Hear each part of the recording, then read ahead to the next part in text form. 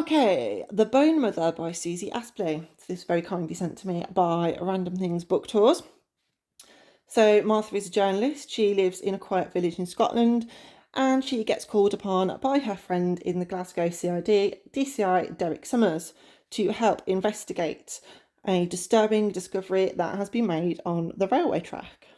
A human ear has been discovered with a very unusual and distinctive hammer-shaped earring. Before long, the body is found in a churchyard, arranged in a way that suggests that it may have been a sacrifice.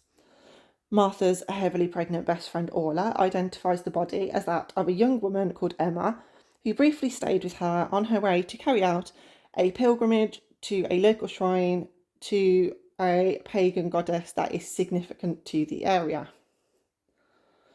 The local shrine is under threat from developers looking to expand a hydroelectric plant, and through the group that Orla is part of, Sofa Sisters, Martha identifies another young woman who has been searching for places to stay to carry out the same hike and now appears to be missing too. Run by the mysterious figure known as Beba, Sofa Sisters aims to pair solo women travellers with safe places to stay.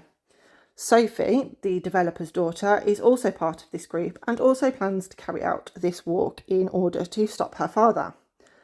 As part of her investigations, Martha gets in touch with an old contact, Bridget, who she met in Bosnia on a work assignment. Bridget specialises in jewellery, especially those pieces belonging to the deceased, and so Martha hopes that Bridget is able to identify the unusual designs of the earrings.